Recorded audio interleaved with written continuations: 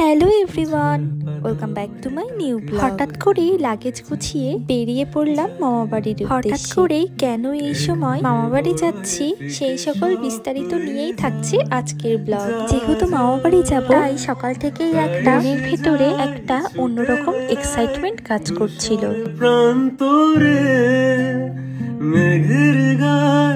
যেতে যেতে অনেক বোর ফিল করছিলাম, কারণ জার্নিটা অনেক বেশি লং। আমি আমার দিদিকে একটা ভিডিও কল করে নিলাম। ও ঢাকা থেকে মামাবাড়ির উদ্দেশ্যে রওনা দিয়েছে। আমরা তো প্রথমে একটা ট্রেনে ছিলাম, এরপর আমরা আবার ট্রেন চেঞ্জ করে আমার দিদি যেই ট্রেনে ছিল সেই ট্রেনে উঠে পড়লাম। এখানে বড় ফিকে সব তুই যা।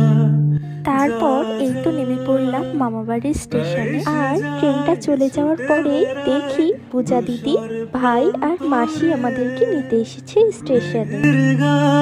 হাত বোলায় রং ধনুকে চাই দেখেছো কি তাকে ওই বাসায় এসেই হাতটা জাস্ট ওয়াশ করে আমাদের পুচকুটাকে কোলে নিয়ে নিলাম। এটা কিন্তু আমার মামাতো বোন। আর মা এসেই কার জন্য কি কি এনেছে সেগুলোই সবাইকে দিচ্ছে। আর ভাই এখানে রাগ করছে, কারণ ওকে বলা হয়েছে ওর জন্য কিছুই আনা হয়নি। আর এরপর পূজা দিদি কেকটা রেডি করে নিল। যাই হোক, তোমাদের বলেই দিই কেন এসছি মামা বাড়িতে। যে পুচকুটাকে আমার কোলে দেখলে ওরই কালকে হবে মুখে ভাত, তাই এত তড়িঘড়ি করে চলে আসলাম মামা বাড়ি। পুচকুর মুখে ভাতের অনুষ্ঠানটা একদমই সাডেন, মন মতো কোনো কিছুই সেভাবে আয়োজন করতে পারতে আর কিছু সময় পাওয়া গেলে অবশ্যই আরো সুন্দর করে সবকিছু করতাম। যাই হোক, এরপর আমরা ছাদে গিয়েছিলাম, কারণ আমরা সকালে বুনুর একটা গায়ে হলুদ মতো অনুষ্ঠান করতে চাচ্ছিলাম, জন্যই একটু ছোটখাটো ডেকোরেশন করতে হতো। তাই আমরা 3 বোন মিলে ছাদে গিয়ে ছোট করে একটা ডেকোরেশন করে নিলাম হলুদের জন্য। তাই সে যায় ছুটে বেড়ায় দুশর প্রান্তরে, মেঘের গায়ে হাত বোলায় রং।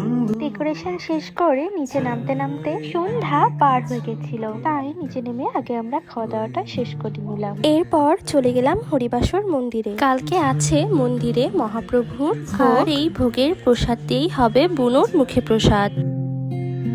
এখানে বড় ফিকে সব। মন্দিরে গিয়ে দেখি অলমোস্ট সব জোগাড় যন্ত্রই হয়ে গিয়েছে।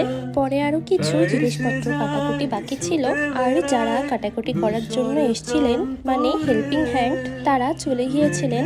তাই মা, মাসি, আরো যারা মামিরা আছে তারাই বাকিটুকু কেটে নিচ্ছিলেন। এরপরে আয়োজন দেখার জন্য জয়দাদা কল দিয়েছিল, কারণ ও তো দেশে নেই, তাই আমাদের সাথে জয়েন হতে পারেনি। তাতে কি, এখন তো অনলাইনের যুগে ইন্ডিভিজুয়ালি আমরা সবাই সকলের সাথে কানেক্টেড।